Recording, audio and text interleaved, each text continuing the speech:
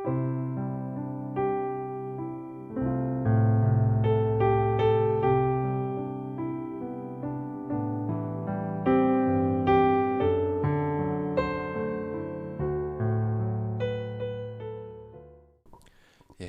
영화의 교리 네 번째 시간이자 말씀하신 것처럼 구원의 서정의 종착점에 다다랐습니다. 지난 2021년 1월부터 오늘까지 30번에 걸친 말씀으로 우리는 구원론의 여정을 마무리하게 됩니다. 하지만 이렇게 어떤 부분을 우리가 마무리했다는 것만으로는 아무런 의미도 없을 것입니다. 우리에게는 하나님께서 주신 말씀들을 기억하고 되새기면서 후대에 가르쳐 남겨야 할 의무가 있습니다. 왜냐하면 이 말씀이 바로 우리를 살리고 우리의 후손들을 살리는 복음이기 때문입니다. 우리는 죄와 사망의 세력에 지배하는 이 세상에서 살아갈 수 있는 능력을 이 구원론의 교리에서 얻습니다. 그리고 이 교리를 통해 삶 속에서 우리에게 역사하시는 하나님의 구원하시는 은혜를 경험하게 됩니다. 이 은혜를 경험해야만 우리는 후손들에게 이 진리를 바르게 남겨줄 수 있습니다. 이 경험을 하지 못하면 우리가 아무리 열심히 교리의 지식을 가르친다 하더라도 온전한 진리를 물려줄 수는 없는 것입니다. 저는 여러분께서 구원론을 하나님의 말씀을 통해 경험하실 수 있도록 최대한 성경 안에서 교리들을 풀어드렸습니다. 그러다 보니까 때로는 조금 어렵기도 하고 또 분량이 길어지기도 했죠. 그래서 여러분이 좀 더 수월하게 구원론의 교리들을 정리하실 수 있도록 연초에 가정별로 이 책을 나눠드린 것입니다. 이미 읽어보신 분이 계신지 모르겠어요. 그래서 보시면 만화로 돼 있죠. 예, 그림과 함께 알기 쉬운 설명으로 교리들이 정리가 돼 있으니까 열심히 읽으시고 또 이 진리를 여러분의 것으로 만드십시오. 그리고 반드시 이 책에서 멈추지 마시고 성경에서 이 진리들이 어떻게 증거되고 있는지 여러분이 스스로 확인해 보십시오. 정말 그러한가? 제가 다뤘던 본문인 요한복음 3장 니고데모 이야기, 또 다윗의 시편 51편, 또 사도 바울의 로마서, 또 이루 셀 수 없는 수많은 본문들에서 얼마나 풍성하게 구원론의 진리들을 증거하고 있는지 여러분이 눈으로 직접 확인해 보십시오. 그리고 그 진리들을 여러분의 삶 속에서 체험하십시오. 그러면 굳이 누가 복음을 전하라고 시키지 않더라도 여러분은 여러분에게 임한 은혜를 다른 이에게 전하지 않을 수 없게 될 것입니다. 복음은 그렇게 전해지고 그렇게 가르쳐져야 합니다. 예수님의 제자들은 모두 이러한 경험을 하면서 살았습니다. 너무나 평범했던 그들의 삶은 나사렛 예수 그 사람을 만나면서 완전히 변해버렸고요. 남은 평생 동안 죽음의 위협을 무릅쓰면서도 그 이름을 전하지 않을 수 없게 되었습니다. 그 예수님의 제자들이 어떤 최후를 맞았는지 여러분 들어보신 적이 있으신지 모르겠어요. 제가 얼마 전에 그들의 죽음을 다룬 영상을 하나 보게 되었는데요. 그 영상에 따르면 먼저 야고보서를 쓴 야고보가 예루살렘에서 칼에 처형을 당했고요.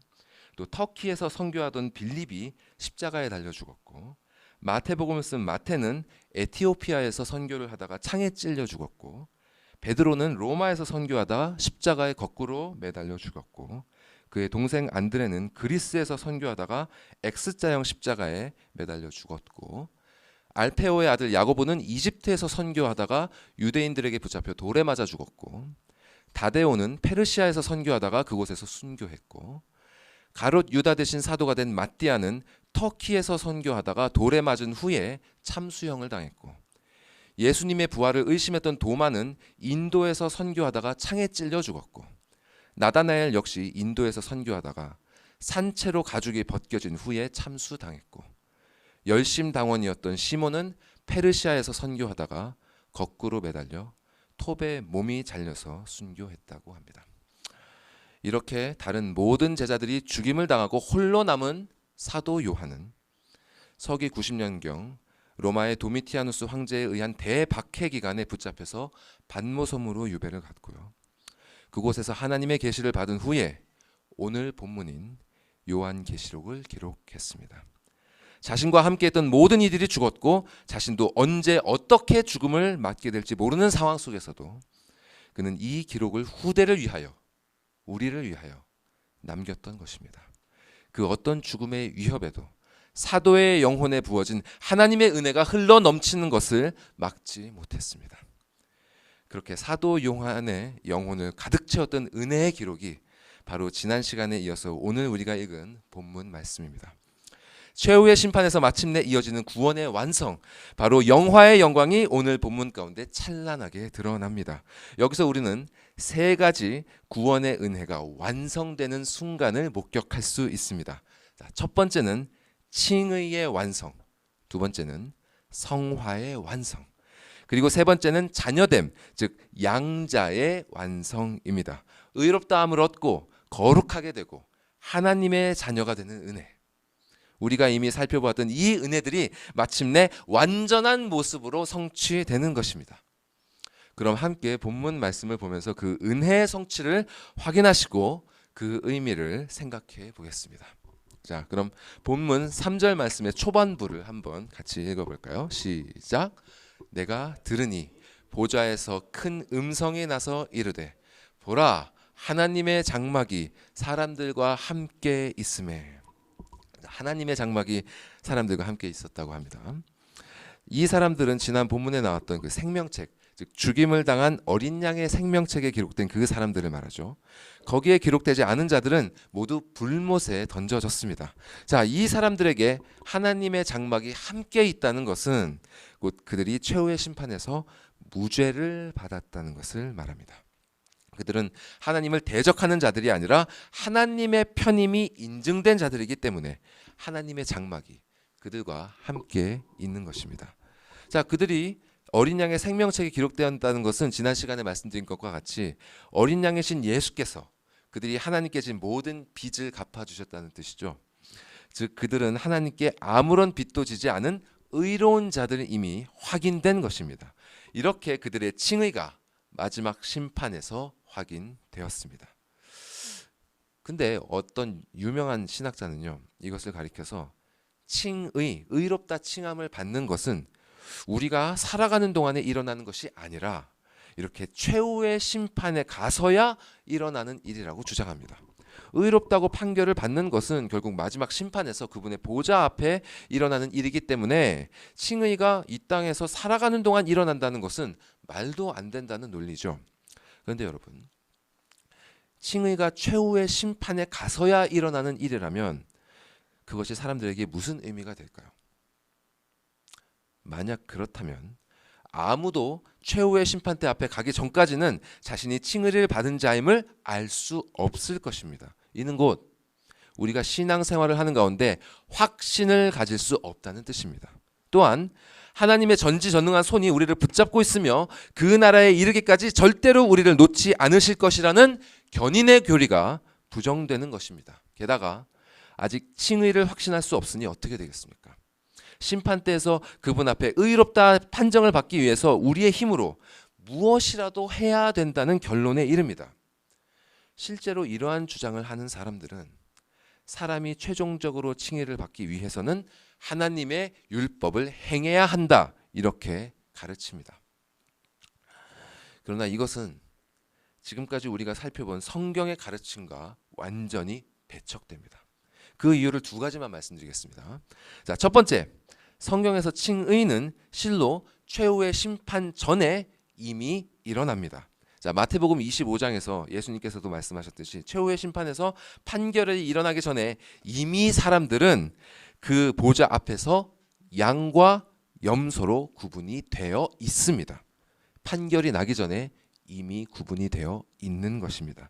그리고 요한계시록에서도 사람들은 심판 전에 이미 생명책에 기록된 자들과 기록되지 않은 자들이 결정되어 있습니다. 즉 칭의는 이미 일어난 사실이고 최후의 심판에서는 그렇게 칭의된 자들과 칭의되지 못한 자들에 대한 상급과 형벌이 선포되는 것입니다. 또한 성경은 하나님의 자녀가 의롭다함을 얻기 위해서 율법을 행해야 하는 것이 아니라 의롭다함을 이미 받았기 때문에 율법을 행한다고 가르칩니다. 우리가 이전에 여러 차례 확인했던 것처럼 사도 바울은 로마서를 비롯한 그의 서신들에서 율법을 행하는 것으로는 절대로 하나님께 칭의를 얻을 수 없다고 반복적으로 못을 박듯이 강조하고 있습니다. 칭의는 오직 은혜로, 오직 그리스도를 통해서 오직 믿음으로 말미암아 얻는 것이지 우리의 행위를 통해 얻는 것이 아닙니다. 그렇게 하나님께 은혜로 칭의를 얻은 자들은 하나님을 향한 사랑과 감사의 삶을 살게 되면서 그때서야 율법을 행하게 되는 것입니다. 자, 여러분, 율법을 요약하면 어떻게 되죠? 내 마음을 다하고 또 무엇을 다하죠? 목숨을 다하고 뜻을 다하여 누구를? 주 너의 하나님을 사랑하라. 그리고 내 이웃을 내 자신과 같이 사랑하라. 율법은 하나님을 사랑하고 이웃을 사랑하는 것입니다. 그런데 참된 그리스도인은 구원을 받기 위해서 하나님과 이웃을 사랑하지 않습니다. 그들은 이미 구원을 받았기 때문에 하나님과 이웃을 사랑할 수밖에 없는 것입니다. 이 두 가지의 차이를 아는 것이 너무나 중요합니다. 불신자들에게는 이것이 별것 아닌 것처럼 들릴지 모르지만 신자에게 있어서 이 두 가지의 차이는 마치 하나님을 섬기는 것과 우상을 숭배하는 것과 같은 차이입니다. 여러분은 자기 자신이 어느 쪽에 속해 있는지 분명히 알고 계십니까? 이 둘의 차이를 아는 좋은 방법은요, 사람이 자신의 선행을 어떻게 여기는지를 살펴보면 명확하게 드러납니다. 자, 먼저 구원을 얻기 위해 선행을 하는 사람들은 자신들의 선한 행위를 소중하게 여깁니다. 왜냐하면 그 선행은 곧 그들의 공로이기 때문입니다. 그렇기 때문에 그러한 선행이 인정받지 못했을 때 그들의 마음은 상하고 섭섭하고 우울하고 분노하게 됩니다. 가정에서, 일터에서, 사회에서 받는 상처가 대부분 이것 때문 아닙니까? 또한 교회에서도 이런 일들은 부지기수로 일어납니다. 자신들의 봉사를 목사님이 알아주지 않고, 자신들의 배려를 집사님이 알아주지 않고, 자신들의 헌신을 장로님이 알아주지 않아서 얼마나 많은 이들이 속상해하고 상처를 받습니까? 그러나 구원을 얻기 위해서가 아니라 이미 얻은 구원에 감사함으로 선행을 하는 자들은 자신들의 선한 행위를 그리 대단하게 여기지 않습니다. 마지막 심판 보좌 앞에서 예수님께 칭찬을 들은 자들은 주님께 이렇게 말한다고 성경은 기록합니다. 들어보십시오. 주여, 우리가 어느 때에 주께서 줄이신 것을 보고 음식을 대접하였으며 목마르신 것을 보고 마시게 하였나이까? 어느 때에 나그네 되신 것을 보고 영접하였으며 헐벗으신 것을 보고 옷 입혔나이까? 어느 때에 병드신 것이나 옥에 갇히신 것을 보고 가서 배웠나이까? 이들은 자신들이 행한 선한 일들을 제대로 기억도 하지 않고 있습니다. 왜냐하면 그들은 자신들의 의로움이 하나님 앞에서는 정말 아무것도 아님을 알기 때문입니다. 그들에게 말씀에 순종하는 삶을 사는 것은 너무나 당연한 일입니다. 어떤 일에 대하여 말씀에 따라 온전히 다 행했다 할지라도 그들은 그저 이렇게 말할 뿐입니다. 우리는 무익한 종이라 우리가 하여야 할 일을 한 것뿐이라. 그래서 그들은 절대로 자신의 선행에 교만해질 수도 없고 그 일이 인정받지 못했다고 해서 분노할 수도 없습니다. 신자의 칭의는 자신들의 순종이 아닌 오직 그리스도의 순종에 달려있기 때문에 그들은 하나님에 대한 자신의 순종이 사람들에게 어떻게 평가를 받든 전혀 개의치 않습니다. 여러분은 여러분의 선행을 어떻게 여기고 계십니까? 여러분의 배려와 호의가 사람들 앞에 인정받지 못했을 때 여러분의 마음은 여기에 어떻게 반응하고 있습니까? 이 질문 앞에서 우리의 영혼이 얼마나 성숙한지, 얼마나 칭의의 은혜를 누리고 있는지가 드러날 것입니다. 이 은혜를 충만히 누리는 자들은 자신들의 순종을 그리 대수롭지 않게 여기지만 그리스도께서는 그들의 모든 순종을 하나도 잊지 않으시고 다 마음에 두십니다. 그리고 최후의 심판대에서 그들에게 이렇게 말씀하실 것입니다. 진실로 너희에게 이르노니 너희가 여기 내 형제 중에 지극히 작은 자 하나에게 한 것이 곧 내게 한 것이니라. 이렇게 의인들은 마지막 날 그들의 행위에 따라 상급을 얻게 될 것입니다. 지금 이 세상에서 사람들이 칭송하는 그 어떤 놀라운 업적이라 할지라도 마지막 날 그리스도께 인정받는 그들의 지극히 작은 순종과 비교할 때 놀라울 정도로 그것들은 하찮은 것이 될 것입니다. 이것이 바로 칭의를 얻은 자가 누리게 될 상급의 영광입니다. 이렇게 칭의의 은혜를 알게 되면 우리가 어떤 마음으로 어떤 행위를 하며 살아야 할지가 분명해집니다. 만일 자신이 참으로 값없이 칭의를 얻은 신자이며 그 칭의가 마지막 날 보좌 앞에서 영광스럽게 완성될 것을 안다면 그 사람은 이제 사람 앞에서가 아닌 하나님 앞에서 살아갑니다. 그리고 그분의 무익한 종으로서 적은 일이든 큰 일이든 주어진 모든 일에 대하여 사람에게 하는 것이 아니라 마치 주께 하듯 행하게 될 것입니다. 여러분이 이렇게 살고 이렇게 행하고 있지 못하다면 지금 칭의의 영광을 바라보십시오. 만인 앞에서 얻게 될 그 영광을 소망하십시오. 그 소망이 여러분의 마음을 가득 채울 때 여러분은 이미 칭의를 받은 자로서 은혜의 열매를 맺으면서 살아갈 수 있게 될 것입니다. 자, 그럼 계속해서 3절의 남은 말씀을 읽어 보겠습니다. 시작. 하나님이 그들과 함께 계시리니 그들은 하나님의 백성이 되고 하나님은 친히 그들과 함께 계셔서. 자, 여기서 주목해야 할 말은 계시리니라는 동사입니다. 자, 한국어 성경으로는 계신다가 2번 나오죠. 근데 원문에서는요, 이 3절 마지막에 나오는 동사는 그저 함께 있다는 뜻으로 영어로 치면 비동사에 해당합니다. 그러나 앞에 함께 계시리니에 해당하는 원어는요, 비동사가 아니라 텐트를 치고 거하다라는 독특한 의미를 갖고 있습니다. 즉 하나님께서 마치 광야에서 이스라엘 백성들에게 그랬던 것처럼 장막을 치시고 그 안에서 그분의 백성들과 함께 거하신다는 뜻입니다. 그런데 이 동사는 성경에 딱 5번밖에 나오지 않습니다. 그것도 사도 요한이 쓴 요한계시록에만 4번이 나오고요. 나머지 1번은 또 사도 요한이 쓴 요한복음에 나옵니다. 그만큼 드물고 특별한 단어죠. 그럼 요한복음에서는 어떤 말씀에서 쓰일까요? 바로 이 말씀입니다. 같이 말씀 읽어볼까요? 시작. 말씀이 육신이 되어 우리 가운데 거하심에 우리가 그의 영광을 보니 아버지의 독생자의 영광이요 은혜와 진리가 충만하더라. 여기서 거하심에가 바로 이 동사입니다. 자, 말씀이 육신이 되어 우리 가운데 거하심에라고 했는데요. 이 우리는 누구일까요? 1차적으로 바로 사도 요한을 포함한 예수님의 제자들을 뜻하죠. 예수께서는 친히 그들을 하나하나 불러 모으셨고 약 3년간의 공생의 기간 동안 그들과 함께 자고 함께 먹으며 생활하셨습니다. 그리고 제자들은 이렇게 그들과 함께 있는 그분을 보면서 은혜와 진리가 충만한 아버지의 독생자의 영광을 목격했습니다.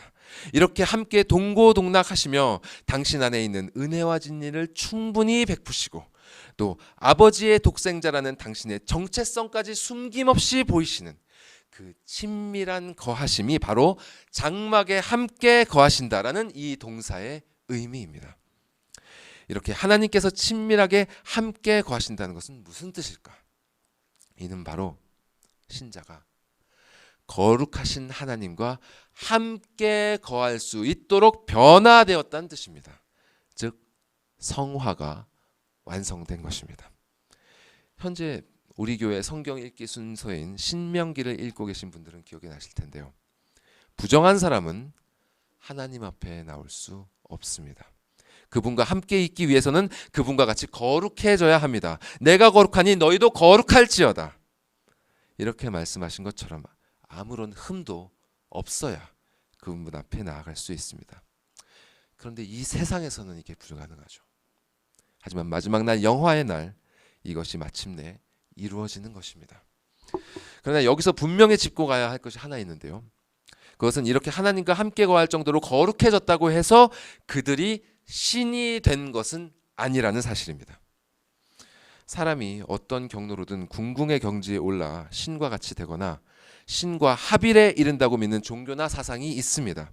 그리고 이 말씀도 그런 식으로 해석하는 사람들이 있습니다. 그러나 성경에서 신자의 성화가 완성에 이르러 그들이 하나님과 함께 거한다는 말씀은 전혀 그런 의미가 아닙니다. 이는 본문 이전 말씀인 요한계시록 7장에서 이미 분명하게 나타납니다. 자, 요한계시록 7장 말씀을 함께 읽어볼까요? 시작. 그러므로 그들이 하나님의 보좌 앞에 있고 또 그의 성전에서 밤낮 하나님을 섬기매 보좌에 앉으신 이가 그들 위에 장막을 치시리니 그들이 다시는 줄이지도 아니하며 목마르지도 아니하고 해나 아무 뜨거운 기운에 상하지도 아니하리니 이는 보좌 가운데에 계신 어린 양이 그들의 목자가 되사 생명수 샘으로 인도하시고 하나님께서 그들의 눈에서 모든 눈물을 씻어 주실 것임이라. 자, 여기서 그들은 환난 가운데 살다가 죽었던 신자들을 말합니다. 하나님께서 그들 위해 장막을 치시고 함께 거하시자 어떤 일이 일어났죠? 그들은 이제 줄이지도 않고 목마르지도 않습니다. 그들은 하나님의 공급하심을 받습니다. 그리고 해나 아무 뜨거운 기운에 상하지도 않습니다. 하나님께서 그늘이 되사 그들을 보호해 주십니다. 그리고 하나님께서 그들을 인도해 주사 생명수 샘에 이르게 하시고 그들을 위로하여 주사 그들의 모든 눈물을 씻어 주십니다. 즉 하나님께서 그들의 공급자요, 보호자요, 인도자요, 위로자가 되어 주시는 것입니다. 이것이 무슨 의미입니까? 영화된 신자는 거룩한 신이 된 것이 아니라 여전히 공급과 보호와 인도와 위로가 필요한 피조물이란 뜻입니다. 하지만 하나님께서 영원히 그들과 함께 하시기 때문에 그들은 푸른 풀밭에 누운 양들처럼 아무것도 부족한 것이 없는 것입니다. 이렇게 요한계시록 7장에 약속하셨던 이 말씀이 최후의 심판 이후에 오늘 본문에 이르러 완전히 성취됩니다. 자, 오늘 본문 3절 이하 4절 말씀 읽어보겠습니다. 시작. 하나님은 친히 그들과 함께 계셔서 모든 눈물을 그 눈에서 닦아 주시니 다시는 사망이 없고 애통하는 것이나 곡하는 것이나 아픈 것이 다시 있지 아니하리니 처음 것들이 다 지나갔음이러라. 이렇게 신자의 성화가 완성되었습니다. 이 땅에서 성화를 위해 겪어야 했던 그 숱한 연단과 전쟁의 시간이 끝났습니다. 진리전쟁, 마음전쟁, 주권전쟁이 종료되었고 그 전쟁 가운데 흘렸던 모든 눈물을 주께서 친히 닦아 주십니다. 자, 참된 신자라면, 진실로 그날을 기다리며 사는 신자라면 이 순간을 갈망하지 않을 수 없습니다. 그날 주께서 닦아주시는 눈물은 그저 자신의 뜻을 이루지 못한 분함이나 원통함 때문에 흘린 그런 눈물이 아닙니다. 이 눈물은 거룩함을 위한 싸움을 싸우며 흘린 바로 그 눈물입니다. 사랑하는 아버지를 위해 거룩한 삶을 살길 원하나 그렇게 살아내지 못해서 흘리는 그 회개의 눈물을 말하는 것입니다. 여러분은 삶에서 이런 눈물을 경험하고 계십니까? 언제 이런 눈물을 흘리셨습니까? 진정 이런 눈물을 흘리신 적이 있습니까? 히브리서의 저자는요, 우리의 신앙을 지적하면서 말씀하시길 너희가 죄와 싸우되 아직 피 흘리기까지는 대항하지 아니하였다고 하였습니다. 피 흘리기까지 죄와 싸우며 살아본 사람은 이 눈물의 의미가 무엇인지 압니다. 참된 신자로서 십자가를 지고 좁은 길을 걸어본 사람은 이 눈물의 의미를 모를 수가 없습니다. 신자가 걷는 그 길은요, 이미와 아직의 경계 사이에 있습니다. 그들은 이미 하나님의 백성이지만 그분의 나라는 아직 완전히 임하지 않았습니다. 그들은 이미 의롭다 하는 신분을 얻었으나 아직 의롭지 못합니다. 거룩하라는 명을 이미 받았으나 아직 그 명대로 살아내질 못합니다. 그렇게 이미 도래한 것과 아직 이루어지지 않은 것 사이에서 신자의 심령은 가난하고 애통하며 눈물을 흘리지 않을 수 없는 것입니다. 이 눈물이 여러분에게 있습니까?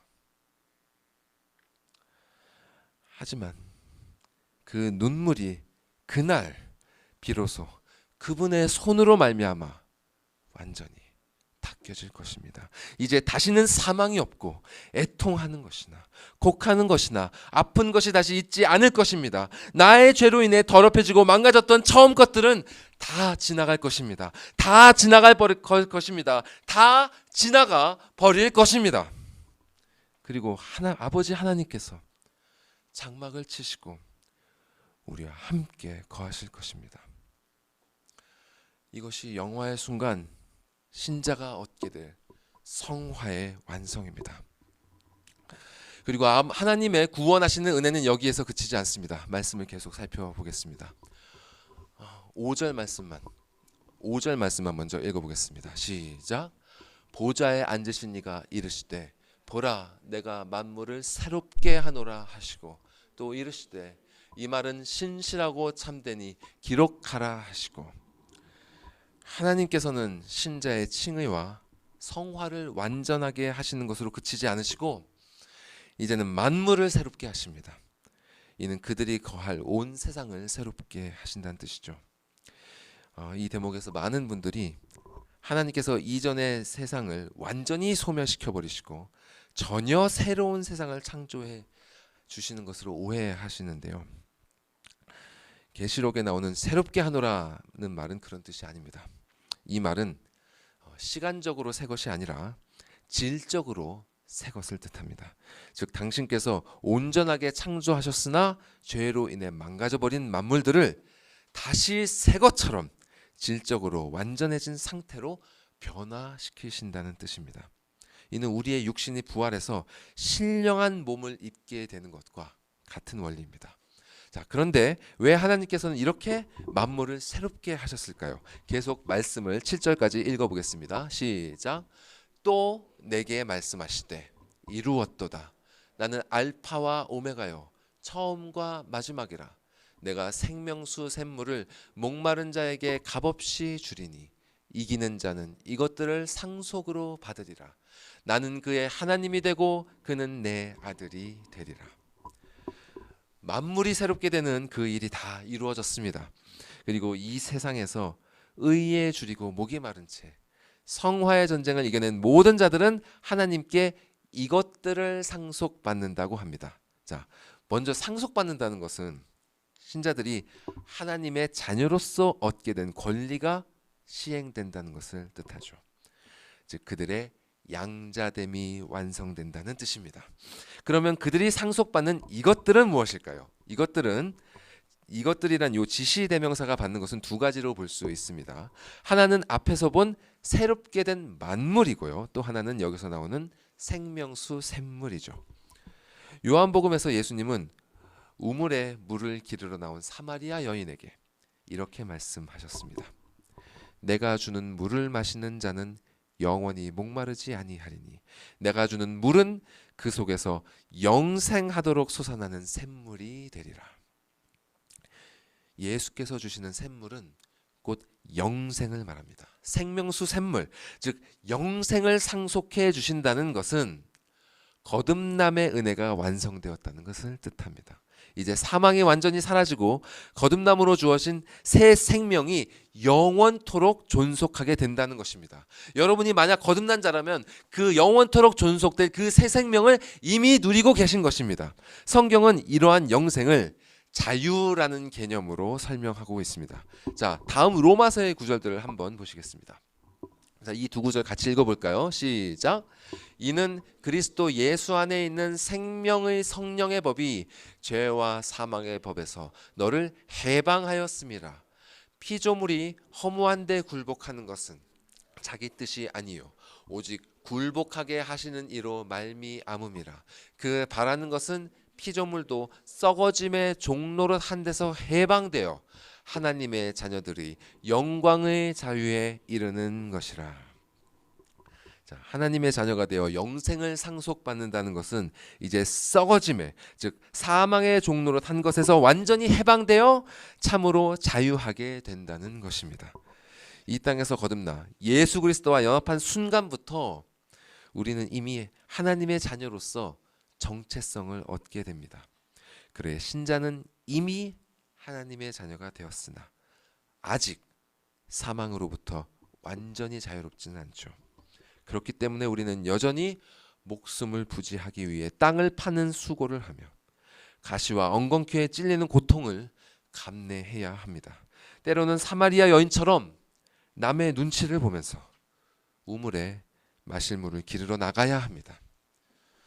게다가 참된 신자는 세상법이 아닌 하나님의 법을 따르기 때문에, 그렇게 따르고 싶기 때문에 자신의 목숨과 가족의 안위를 부지하기 위해서 때로는 조롱을 받는 처지를 감내해야 합니다.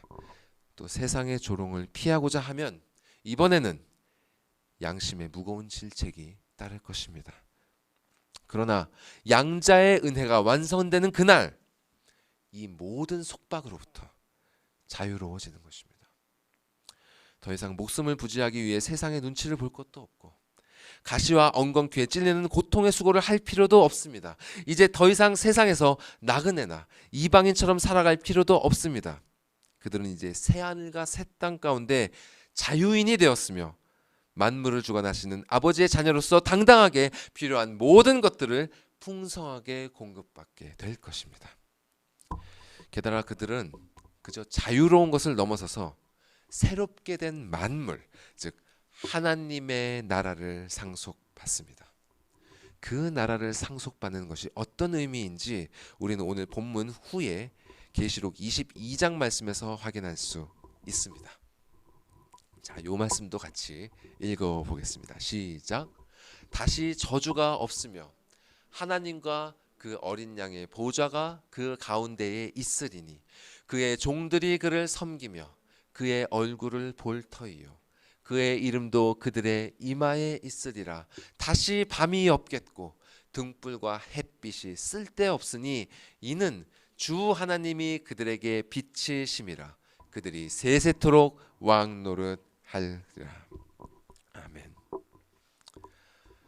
그 나라 한가운데에는 아버지 하나님과 그 어린 양의 보좌가 있을 것이고 거기서 나오는 빛으로 말미암아 온 나라가 비추어질 것입니다. 그 빛 아래에서 그분의 자녀들은 세세토록 왕노릇할 것입니다. 이것이 얼마나 영광스럽고 복된 것인지 여러분 상상이 가십니까? 우리는요 이 땅에서 사람이 주는 자리 하나에도 얼마나 기뻐하는지 모릅니다. 원하는 학교에 합격을 하고 직장에서 승진을 하고 심지어 교회에서 직분을 받는 것도 사람은 즐거워합니다. 그렇지 않습니까? 아닌 것처럼 표정 관리를 한다 해도 사람의 영혼은 인정받는 것을 즐거워합니다. 세상 것도 그럴진데 하물며 하늘 아버지께서 새롭게 하신 그 새 하늘과 새 땅을 다스리는 왕으로 삼으시는 영광을 여러분 다른 것과 비교할 수 있겠습니까? 참된 신자라면 진정으로 이를 기뻐하고 감사할 줄 알아야 합니다. 이를 기뻐하고 감사할 줄 모른다는 것은, 아직 그 기쁨이 느껴지지 않는다는 것은 우리의 눈이 그만큼 아직 어둡다는 것입니다. 그리고요, 사실 왕이 된다는 것은 신자가 누리게 될 가장 큰 기쁨은 아닙니다. 그들의 가장 큰 기쁨은 오늘 우리 본문 7절 후반부에 나옵니다. 다시 본문 그 다음 슬라이드 보여주십시오. 자, 여기서 7절 말씀을 보시면 7절의 그는 복수가 아니라 단수입니다. 즉 참된 신자들은요 그저 여러 명의 복수로서 그분의 백성들이 될 뿐 아니라 한 사람 한 사람, 그 한 사람 한 사람이 각각 그분의 자녀가 됩니다. 한 사람 한 사람이 그분의 자녀로서 그분과 함께 거하게 되는 것입니다. 천국이 천국인 이유는요 다른 것이 아니라 바로 그분과 함께 거한다는 사실에 있습니다. 하나님께서는 우리와 함께 하시기 위해서 우리를 구원하셨습니다.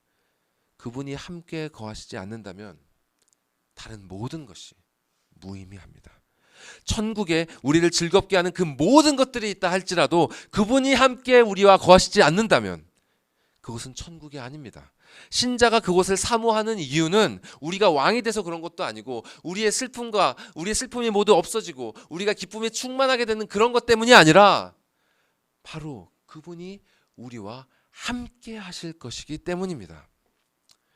그곳에서 아버지께서는 당신이 알파와 오메가요, 처음과 마지막이라는 그 놀라운 영광을 우리에게 보이실 것입니다.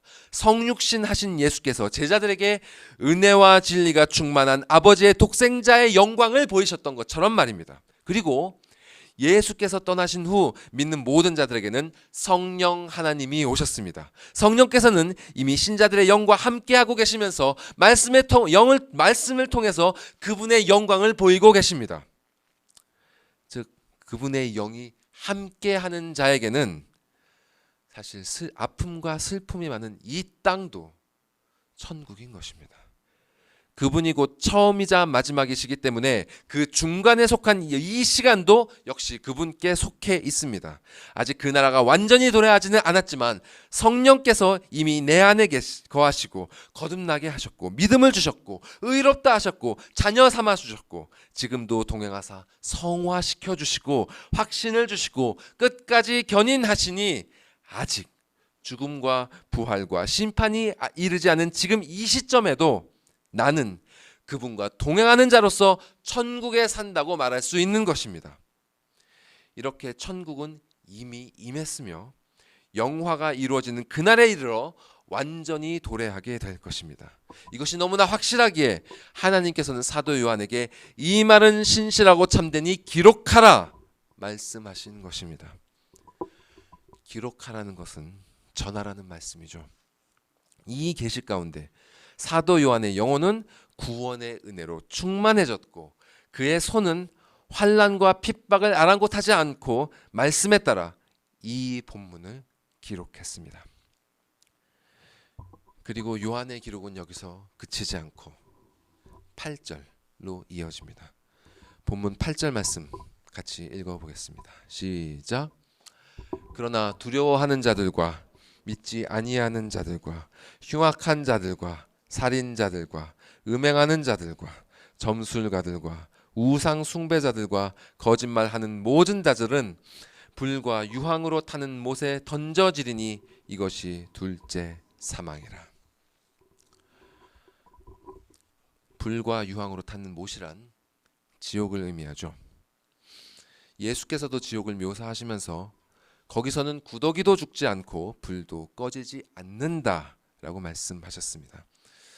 요즘 사람들은 보통 지옥에 대해 생각할 때 이런저런 끔찍한 이미지들을 상상하면서 이것이 그저 사람들에게 겁을 주어서 교회의 말을 듣게 하려는 그런 종교적 허구에 불과하다고 폄하합니다. 그러나 예수께서 지옥에 대해 이러한 이미지를 사용하신 이유가 있습니다. 성경이 지옥을 이런 이미지를 통해서 묘사하는 이유가 있습니다.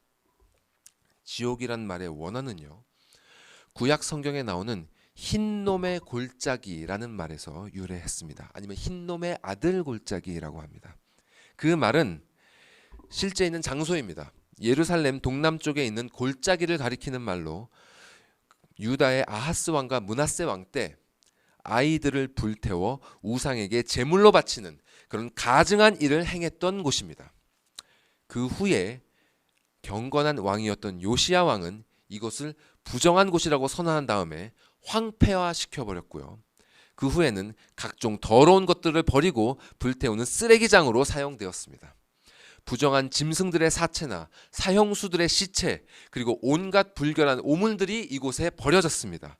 한쪽에서는 시체가 썩어가며 구더기와 같은 벌레들이 들끓었고 다른 쪽에서는 불이 시체와 쓰레기들을 태우고 있었습니다. 다시 말해 이곳은 하나님의 저주와 진노의 심판을 상징하는 곳이었으며 예수님께서는 불신자들이 받게 될 둘째 사망의 심판을 표현하는 이미지로서 이곳의 모습을 사용하신 것입니다. 자, 여기에 더해서 예수께서는 지옥의 모습을 또한 이렇게 묘사하셨습니다. 마태복음의 말씀들을 제가 읽어드리겠습니다. 바깥 어두운 데 쫓겨나 거기서 울며 이를 갈게 되리라. 임금이 사환들에게 말하되 그 손발을 묶어 바깥 어두운 데에 내 던지라. 거기서 슬피 울며 이를 갈게 되리라. 이 무익한 종을 바깥 어두운 데로 내 쫓으라. 거기서 슬피 울며 이를 갈리라 하니라. 바깥 어두운데 슬피 울며 이를 갈게 되는 곳, 이것이 바로 지옥이 가지는 진정한 의미입니다. 그곳은 하나님이 함께 하시는 장막 안이 아니라 바깥입니다. 그리고 하나님의 빛이 비치는 그 나라가 아니라 그분의 빛이 없는 어두운 곳입니다. 그리고 모든 눈물이 닦여지고 기쁨의 찬송이 불려지는 그곳이 아니라 슬피 울며 이를 갈게 되는 곳입니다. 슬피 울며 이를 갈게 된다는 것은 자신이 지은 죄를 후회하며 회개한다는 뜻이 전혀 아닙니다. 이를 간다는 것은 적개심을 의미합니다. 지옥에 간 자들이 가는 적개심은 누구를 향한 것입니까? 바로 그들을 심판하신 하나님을 향한 것입니다. 지옥에 간 자들은 그들에게 공의롭게 진노하시는 하나님 앞에 자신의 죄를 인정하고 자비를 구하기는커녕 하나님을 미워하고 그분을 저주합니다. 즉 지옥에 간다는 것은 하나님의 영원한 원수가 된다는 것을 뜻합니다.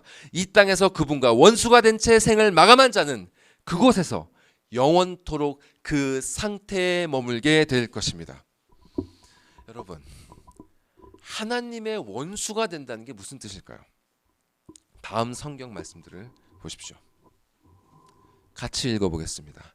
시작. 가늠한 여인들아, 세상과 벗된 것이 하나님과 원수됨을 알지 못하느냐? 그런즉 누구든지 세상과 벗이 되고자 하는 자는 스스로 하나님과 원수되는 것이니라. 로마서 말씀도 읽어봅시다. 시작. 육신의 생각은 하나님과 원수가 되나니 이는 하나님의 법에 굴복하지 아니할 뿐 아니라 할 수도 없음이라. 여러분은 세상의 벗입니까? 아니면 하나님의 벗입니까? 여러분은 육신의 생각을 따라 살고 계십니까? 아니면 성령의 생각을 따라 살고 계십니까? 여기에는 중간지대가 없습니다. 천국과 지옥의 중간지대는 없으며 하나님과 타락한 세상 사이에 중립지대는 없습니다. 거듭난 자는 성령의 생각을 따라 살 것이요 거듭나지 못한 자는 육신의 생각을 따라 살 것입니다. 하나님의 자녀가 된 자는 그리스도와 벗이 되어 살아갈 것이요 스스로가 자신의 주인이 되어 자신의 주인이 된 자는 세상과 벗이 되어 살아갈 것입니다. 세상과 벗이 되어 살고 있으면서도 나는 하나님에 대해 그리 적대감을 가지고 있지 않아 라고 생각하는 사람이 있을 수 있겠죠. 또 나는 하나님을 믿지만 어떻게 세상의 것을 완전히 저버릴 수 있는가? 그것은 불가능하다. 이렇게 자신을 합리화하는 사람이 있을 수도 있습니다. 그러나 예수께서 말씀하신 것과 같이 한 사람이 두 주인을 섬기지 못할 것입니다. 하나님과 재물을 겸하여 섬길 수 없으며 그리스도와 세상을 동시에 따를 수는 없습니다. 결국 세상을 따르면서도 하나님께 적대감이 없다고 하는 자들은 언젠가 그들이 움켜쥐고 있는 그 세상의 것들을 빼앗기는 순간 돌변하면서 하나님을 원망하고 저주하는 자가 될 것입니다. 여러분은 삶에서 원하는 바가 빼앗기거나 무너지는 순간 하나님을 원망하지 않을 수 있습니까? 그것을 자신하십니까? 천국은요, 하나님께서 우리의 모든 것이 되시는 나라입니다. 그분을 대적한다면 그 나라에 머물 곳은 없습니다. 세상과 벗한 자는 천국에 들어왔다 하더라도 스스로 그 나라를 떠날 것입니다. 그들은 천국의 삶을 견디지 못합니다. 어떤 목사님은 말씀하시길 지옥의 문은 안에서 닫혀 있다. 이렇게 말씀하셨습니다. 하나님을 적대하는 그들이 스스로 하나님에 대하여 지옥의 문을 닫아버렸다는 뜻입니다. 그들은 만물의 주인이신 하나님이 아니라 바로 자기 자신을 주인으로 삼았기 때문에 결국 홀로 어두운 곳에 남겨져 슬피 울고 이를 갈면서 스스로를 더욱 지옥이 되도록 만들 것입니다. 구원론의 마지막을 지옥에 대한 말씀으로 맺는 것에 대해 의아하게 생각하시는 분이 계실지 모르겠습니다. 또한 이 말씀은 거듭난 자신에게는 별로 상관없는 말씀이라고 생각하는 분이 또 계실지도 모르겠습니다. 그런데 여러분, 사실 우리는 모두 그분의 원수였습니다. 우리 모두는 아버지의 원수였습니다. 우리는 지옥의 말씀 앞에서 그 사실을 기억할 필요가 있습니다. 마지막으로 로마서 말씀 보여주십시오. 함께 이 말씀 읽겠습니다. 시작. 곧 우리가 원수 되었을 때에 그의 아들의 죽으심으로 말미암아 하나님과 화목하게 되었은즉 화목하게 된 자로서는 더욱 그의 살아나심으로 말미암아 구원을 받을 것이니라. 아멘. 하나님께서는 원수였던 우리와 화목하시기 위해서 당신의 아들을 우리에게 아낌없이 내어 주셨습니다. 그리고 우리의 아버지가 되사 우리와 영원히 함께 거하시기 위해서 정하신 때에 당신의 영을 보내주시고 자녀들에게, 택하신 자녀들에게 우리가 지금까지 살펴본 거듭남, 믿음, 칭의, 양자, 성화, 견인, 확신이라는 구원의 은혜들을 베풀어 주셨습니다. 이것이 여러분의 현실이라면, 이것이 지금까지 여러분의 인생의 고백이 된다면 기뻐하고 즐거워하십시오. 이미 천국이 여러분에게 임했습니다. 성령 하나님께서 여러분과 함께하고 계십니다. 그분이 말씀을 통해 그리스도의 영광과 알파와 오메가 되시는 아버지의 영광을 보여주고 계십니다. 이제 그 영광의 나라를 바라보면서 이 세상에서 주어진 그 나그네요, 이방인이요, 순례자의 길을 즐거움으로 걸어가십시오. 그분과 동행하는 자는 우리가 찬송 불렀던 것처럼 낮은 곳에서도 높은 곳에서도 또 초막에서도 궁궐에서도 천국을 경험할 것이며 결국은 믿음으로 승리하여 그 나라를 상속받는 영광을 누릴 것입니다. 그러나 이것이 여러분의 현실이 아니라면, 여러분의 인생의 고백이 아니라면 속히 마음의 문을 여시길 바랍니다. 자기 자신을 섬기지 마십시오. 세상과 벗이 되지 마십시오. 그곳에는 여러분의 영혼을 만족시킬 수 있는 것이 단 하나도 없습니다. 실로 헛된 것에 소중한 인생을 낭비하지 마십시오. 여러분의 삶을 지옥으로 만들지 마십시오. 하나님의 나라는 결코 먼 곳에 있지 않습니다.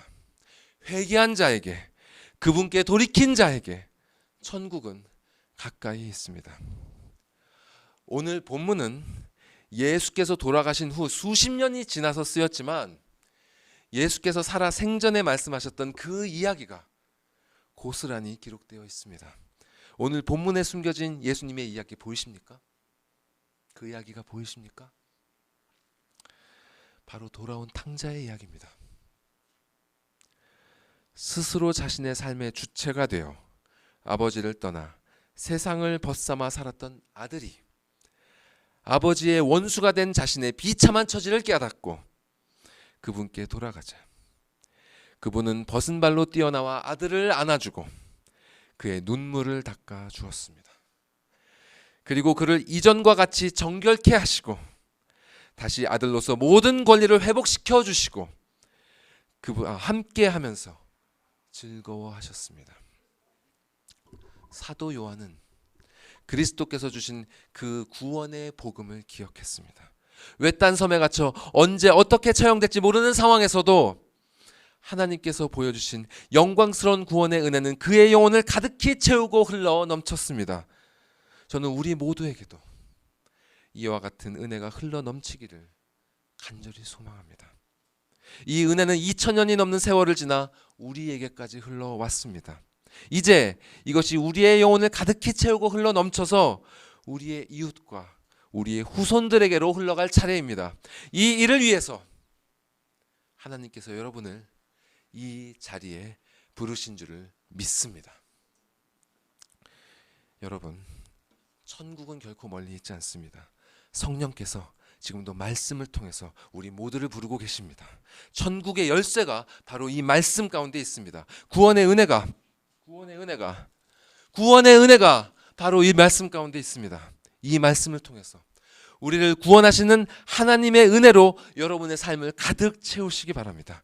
그 은혜가 여러분의 생각을 인도할 것입니다. 그 은혜가 여러분의 입술을 인도할 것입니다. 그 은혜가 여러분의 발걸음을 인도할 것입니다. 그 은혜가 여러분의 삶을 천국으로 인도할 것입니다. 하나님의 구원하시는 은혜가 모든 것을 이길 것입니다. 아멘. 이긴 자는 새 하늘과 새 땅을 상속받고 먼저 간 형제 자매들과 함께 영원토록 그분을 누리며 즐거워하게 될 것입니다.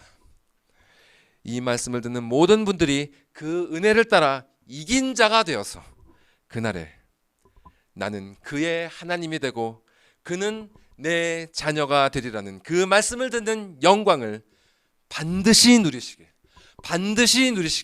간절히 소망합니다. 기도하시겠습니다.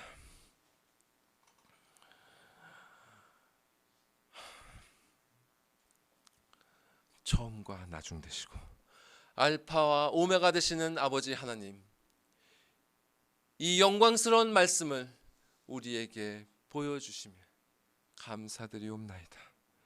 우리가 무엇으로도 형용할 수 없는 당신의 구원하시는 은혜의 진리를 이 시간 함께 들었나이다. 주님, 여기에 모인 모든 사람들의 영혼을 주님 긍휼히 여겨주시고 자비를 베풀어 주시고 당신의 손으로 굳건히 붙들어 주셔서 당신께서 말씀으로 보여주신 그 나라에 한 사람도 빠짐없이 이룰 수 있게 하여 주시고 그 보좌 앞에서 당신의 손으로 우리의 모든 눈물을 닦아 주시고 그 자비로운 말씀, 나는 너의 하나님이 되고 너는 내 자녀가 되리라, 그 말씀을 듣는 영광을 반드시 누리게 하여 주시옵소서. 이 모든 말씀 우리 구주 예수 그리스도의 이름으로 기도드리옵나이다. 아멘.